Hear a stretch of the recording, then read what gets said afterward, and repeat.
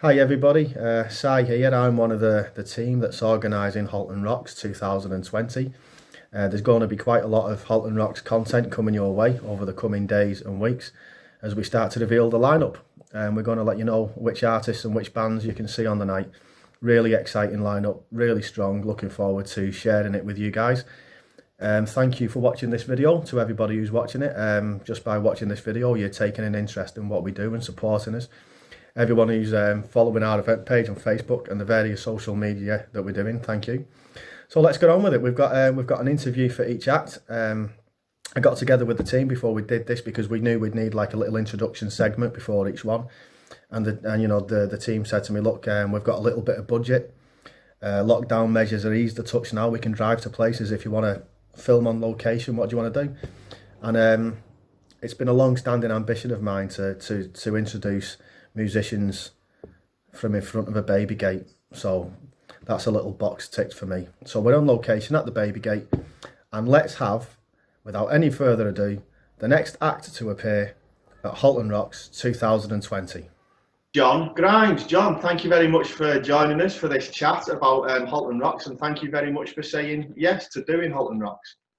Hey, no problem at all. My pleasure. Our pleasure, in fact. Well, it's great to have you on board, and I noticed you say our pleasure there. There was a hint of plural, and that's there's a story there, isn't there? Yes. Well, I'm currently in two bands, and the two bands are going to be playing the Halton Rocks on the night. You very kindly offered, and we obviously said yes. So yeah, it's, two bands are going to be playing the Native Narcotics and the Red Mist. Yeah, exactly, and that's the first thing we can reveal in this interview. That's two bands mentioned there by John, the Native Narcotics and the Red Mist. Those are your next two acts that we can reveal for Halton Rocks. I'll start with Native Narcotics, if I may, John, because yeah. I know you're like a relatively recent addition, because the Native Narcotics, like a lot of bands on the Witness scene, they go through various incarnations and lineups and different people.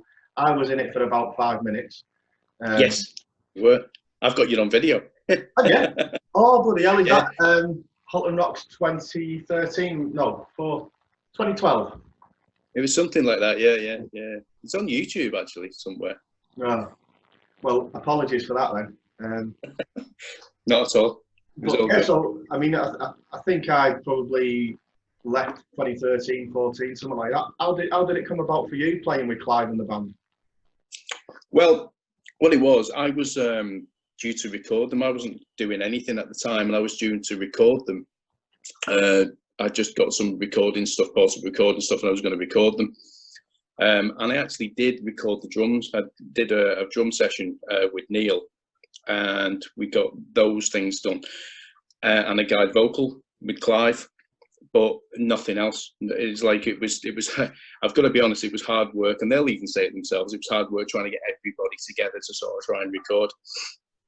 And I, in the meantime, joined a band called Hill House, and we were just sort of like doing certain, bits and bobs. And I think a couple of drunken times seeing them live, I may have said, like, if you need a third guitarist to join, do you know what I mean? And they kind of fobbed me off a bit. yeah, drunken person, go away, kind of thing. Except for Clive, obviously, who have known all my life. And Chris left. And that was, there was an opening, and Clive just said, "Do you fancy joining?" And I said, "Yeah, no worries." Like, and the thing was, I'd already taken one of their tracks, with the drums and the guide vocal on, and put lead guitar, rhythm guitar, and bass guitar myself, just out of giggles and whatever, bit of fun. And they, they played it, you know what I mean, and obviously liked it, and was like, perfect choice for the band. So they went from kind of being a dirty blues rock band to full rock, because I don't play the same style as Chris.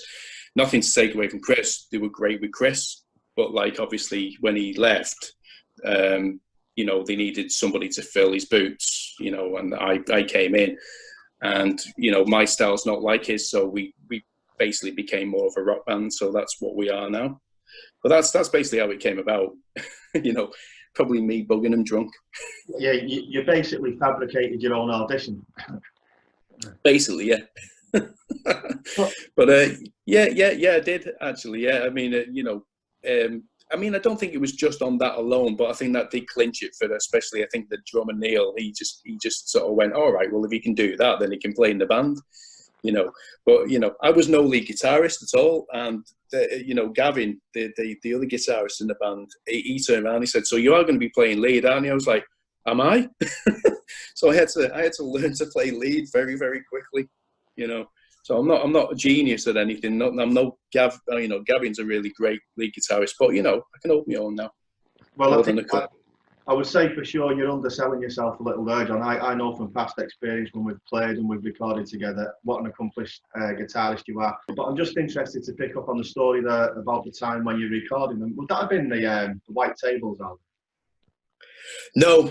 It didn't actually get any further than just recording the drums and me putting my stuff down.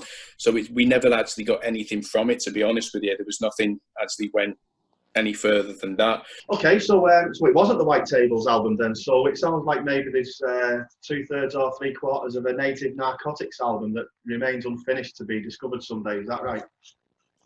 Yeah, we did about 6 or 7 songs. It was just kind of with drums, bass, guide vocal from Clive, but we didn't really do anything with it at all. And I think it was mainly because I'm not sure whether it was Neil wasn't satisfied with his drumming on it, or whether because we'd written so many new songs when I joined that it just went by the wayside. We got excited about the new stuff, and by accident, because the old stuff's great. It's just that we all went, "Oh, let's play this," and how you do when you're in a band, and that's kind of what we've been doing since. Quite a lot of what we call the new stuff is now old stuff, and we don't play that anymore. We're playing newer stuff, so it's like just this never-ending kind of like, yeah.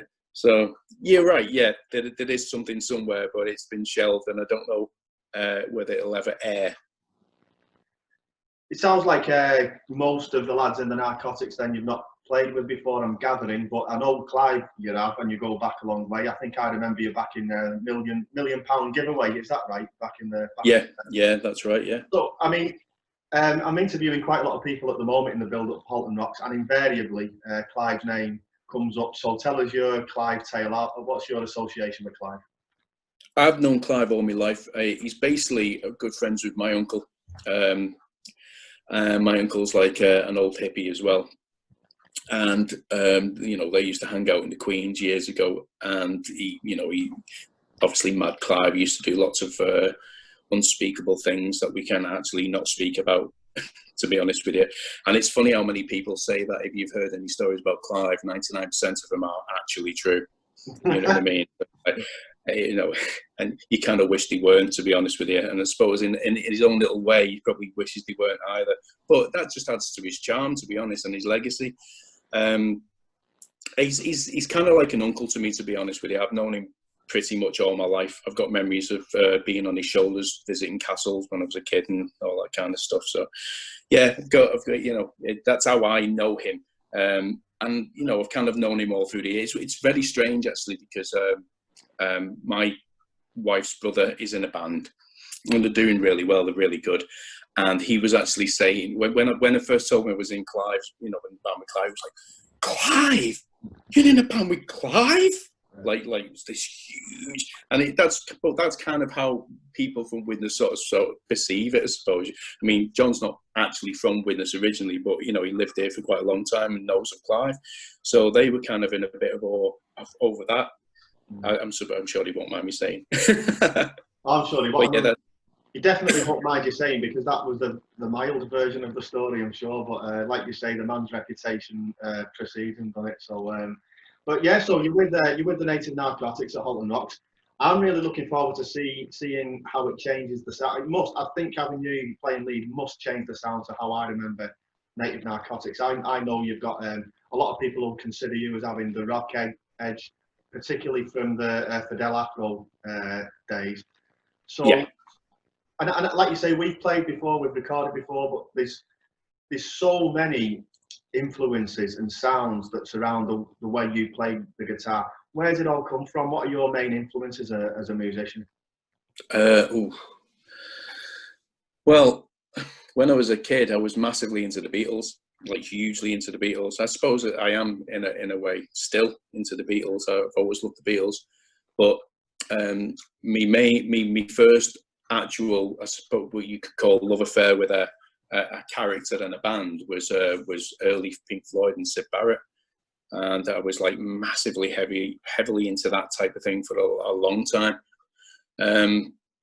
But I mean, you know, my uncle Phil, he's kind of the main culprit for my musical taste. You know, when I was growing up, when people were listening to hip hop and, but you know, breakdancing and stuff like that, I was listening to Cream, Led Zeppelin, Black Sabbath, Jethro Tull, you know, things like that. And you know, we're going back a long time. You know, so I was probably a kid, probably junior school kid. Do you know what I mean? So I mean, that's kind of always been sort of my influence, but I don't know. I mean, my influence of come as a guitarist has come from people I know as well, because I spent a large chunk of my life as a bass player in various bands, and the sort of the pinnacle of bands for me that I was in was a band called Curious Yellow, and the musicianship in that was absolutely phenomenal. I mean, the drummer was absolutely amazing. You know what I mean? Who was it, John? Sorry? Who was it? A guy called Pete Bradley. He's a phenomenal drummer. And then we've got a guy called Mike Giles who played guitar. He still plays guitar, and Ben Truman on guitar. And both of them are real versatile guitars, very, very different style. But that kind of influenced my style of guitar. I mean, it's funny how many people have said, like, when, you know, but that I know have said, like, you know, when they've heard me playing like little bits of lead guitar, you know, how it kind of, some bits sound a bit Benish, some a bit Mike-ish, you know. I mean, I'm not as versatile as them, but, you know, it comes across, you can sort of hear it.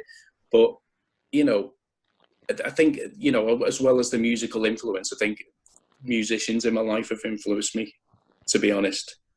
I had a massive influence in my life. So that's where it all comes from. That's really interesting, mate. That's something I don't hear very often, that the musicians you've played with on the scene over the years have influenced your playing. So that was interesting to know. And let's move on to the Red Mist. What can you tell us about the Red Mist? How long have they been going? Well, Red Mist started out the ashes of, because I was in the Native Narcotics and in this band Hill House at the same time.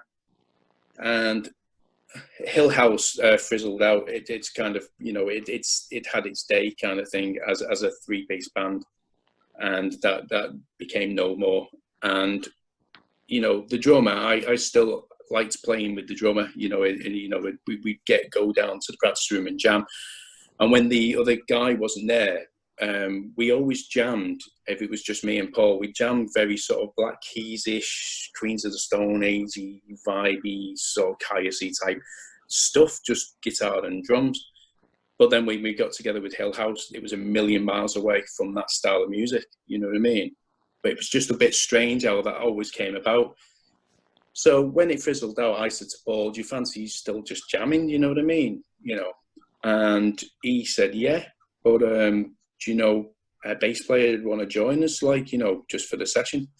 So I asked Ray, who's in the Native Narcotics, and he came and joined us, and we literally jammed this. It was this one night we jammed, and Ray had written some tracks, and I'd written some tracks, and we just jammed them. And me and Ray's style of writing, just even for what we were doing, was very, very similar. So it worked and gelled straight away. And I think by the third practice, we were naming the band. We weren't even calling it a practice, we were calling it a jam session, because we were just jamming. And by the third practice, we were a band. We'd named the band. And I'd say by the fifth practice, we went into the studio. So we've actually got a 6-track demo on like Spotify, Apple, things like that, you know what I mean, which we went in, and it was I suppose it was Ray in a way. He kind of just went, we've got something going here, guys. Sounds good. Let's go in the studio. And we did. And, you know, we just went, okay. That's what we did. And that's how it came about, really. It was quite spontaneous, you know, but it's good and we enjoy it.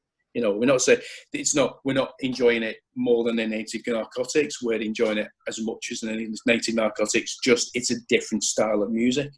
It's a kind of it's an outlet for me and Ray really, because we like that type of thing as well. So it's nice to sort of like write this style for Native Narcotics and this style for the Red Mist, and because there's times that I'd write something and go, oh, I'm not sure the Native Narcotics have played that. Do you know what I mean? But now it's like I write something and go, okay, that sounds very Native Narcotics. That can go to Native Narcotics. That sounds very Red Mist. That can go. And Ray does the same. So it's a good outlet, and we kind of, it's good sort of juggling the two. But yeah, that's what I care about. It sounds great, and I know you need those outlets because you're such a creative person. But it's the stuff that was a really good story about just jamming tracks coming together straight in the studio. That sounds like an exciting time for tracks to come together like that. And I noticed when you were talking about the band, actually, you said Red Mist, whereas I'm saying the Red Mist. So am I saying it wrong? Because I've got to do the posters in a couple of months, and if I'm putting it's the Red Mist. Oh, that's okay. Jeez. I keep saying Red Mist just to abbreviate it myself. Like, you know what I mean? It's the Red Mist, not like the Asda. Yeah. Well, it's a witness band, so it's got to have it there. You've got to have it there. It's got to have it there. You've been going a decent little while now, the Red Mist, and I'm sure a lot of people are already familiar. But just in case for anybody who's going to come to Halton Rocks who's not familiar with the Red Mist yet, what should they expect? We're not a rock band as in a rock band like Native Narcotics. Native Narcotics have got a very sort of classic rock style feel about them, but original stuff. The Red Mist, sorry, we're doing our own original stuff, but it's a lot heavier. It's more riff based. We're a very sort of riff based hard rock band. So we're like, more sort of getting on towards. I won't say Caius because we're nowhere near as heavy as Caius, but getting close to that sort of style. So like sort of, almost sort of like Black Keysy. I don't know, but someone said Arctic Monkeys as they are now the other day. I don't think we sound like the Arctic Monkeys personally, but I know what they mean by it's heavy, but they've still, still quite melodic and riffy, that kind of thing. So yeah, sort of a riffy, heavier band, if you like. Yeah, you had me at the Black Keys, the Attack and Release album. I could listen to it over and over and over. Yeah, we're kind of sort of like, we're sort of riffy-ish. Do you know what I mean? Except for the first track on the EP, actually, which is very sort of like someone said it was a throwaway pop rock song, but like I like to think of it as a heavier sort of almost. I'm not going to say what it is because I don't know what it is, but like if you want to listen to it, go on Spotify. The Red Mist. The EP is called My Last Breath. Just you tell me what it is. Not you personally, but what's in this. Oh, not me. I put my phone down now. I was doing it then. I thought you meant. Well, you do. No, you can do it if you want. You do it. Yeah. No, I want to give you my full attention. I'll put my phone down. But yeah, I can only say it's like a riff-based rock band. Cool. And of course, this is something that we're looking forward to. Everybody looking forward to seeing you and all the other bands at Halton Rocks. God willing, the venues are going to be open by then. And of course, we're conducting this interview still well into this lockdown, and we're not sure what status the lockdown will be at when this is released, maybe in a couple of weeks, this interview. And I've been asking the people I've been talking to in the run-up to this, not so much, I don't want to ask about how lockdown's affecting anybody personal, because that's your personal business, but from an artistic point of view, has it affected you? Do you relate to it in a certain way? How have you been finding it as a musician and a songwriter? I've got a young family, so it has affected my writing. I've got to be honest, in the fact that like because I work from home as well. So when I'm not working from home, I'm basically a family man. So we've not. How can I say when you're not full on family all the time, you have kind of little outlets, I suppose. So like. My wife will go do her thing that she does of an evening sometimes when she used to go out. So you'd have a chance to sort of like have a little jam with yourself, or you'd think of some things, or you'd be playing. I don't get much chance to play as much as I did. So, it's funny how many people said, oh, you could just write until your heart's content while this lot's gone. I've probably written, and I'll be honest with you, 3 songs in the whole time that this has happened. And it's not with lack of trying, I suppose. I think it's just more the fact that I've not had a chance to have that outlet, you know what I mean, to play. And kids that age, they don't like you playing. They want you to, your attention is on them and them only, which is great. Don't get me wrong. It's not. I'm not complaining about that at all. Not in the slightest. But yeah, it's not. It's not been easy to write. So in that creative way, I've not been able to be as creative as I'd like to. But like we were saying earlier, and when we first started, I'm not sad about it because I'm counting my blessings that I'm still here, because there's quite a lot of people aren't, and that's bad. Yeah. So I'd rather be here talking to you now, saying that I've not been creative than be one of the unfortunate people. Absolutely, that's right, and everybody's relating to this in different ways. Like you say about counting your blessings, I count my blessings every day during this, because I'm very aware how lucky I am. I've not contracted it as best I know. I don't think anybody who's any of my loved ones have contracted it as best I know. And plus, I don't struggle with isolation from a mental health point of view. So I know I'm lucky and fortunate and conscious of that. Whereas for other people, it's been devastating. If you could get a message out there to people, John, I should say, because I don't know if maybe when this interview goes out, we might still be in lockdown, we might not. So if we are, what would your message be to people out there watching this? I mean, when I say stay aware, now I don't want to do the whole Boris Johnson thing, but I think what we need to take from that is that when we say be aware, it's, keep ourselves cautious of our surroundings. If you see people who are getting a bit too close, it's probably not doing it on purpose. You just got to, know your own vibe. So you go, okay, I'll move back. But I think for me, more than anything, it's like when you are out and about, don't be, I don't know, how can I say, don't be negative about things, because like I'm not going to be negative in this way. And what I mean is, if you see somebody in the street, we know we've got to keep a distance, but don't treat it like the other person's got the lurgy. Politely smile, say hello. We're allowed to do that. We don't have to frown at each other and stay away from each other. We can politely say hello, because we're all in the same situation. We're all having to do that distancing, all having to, abide by these things for all our own safety, really. It's not out of just mine or just yours. It's out of all of us, because we don't know. No one knows enough about this. Stay positive, and stay aware, really, and to just be safe, be happy, try and be happy, know. I totally understand. It's hard to say that, isn't it? Because everyone's in a different situation. People who are living alone, it's hard. I mean, at least I've got work to keep me occupied during the day. I've got kids running around, during the night. By the time I get in the couch, I'm that tired from all of that I don't care about the isolation. And to be honest with you, I'm a bit of a hermit anyway, so it's kind of suiting me down to the a little bit. But apart from that, there are people out there who are struggling, but it's one of them. We know that hopefully there's going to be a light at the end of the tunnel. We're going to get through it, and when we do, we can have a giant party and enjoy ourselves. Well, let's have one on October the 10th, because on October the 10th, of course, we're going to do Halton Rocks, and these are the things we're looking forward to. And when all this is over, we can go back to the things that we know and love. And certainly I think most people watching this are going to be of a musical orientation, because they're following Halton Rocks and what we're doing. And we're all looking forward to it. Now, of course, one of the things we're really grateful for and fortunate about whenever we put these events on is the support we get from people like you, John, and the artists and the bands. I think this is my 10th year of Halton Rocks. I don't ever remember asking somebody, would you do it for us, and anybody saying no. Everybody always says yes without hesitation, and we're grateful for it. So tell us, John, for people watching this, why do you musicians come back time and again and say yes, and why is Halton Rocks important? Because it's a good gig, what I mean? It's a great gig, and I do remember that there's quite a lot of the events that you put on have been like for charity as well. So it's great sort of it's great supporting that side of things as well.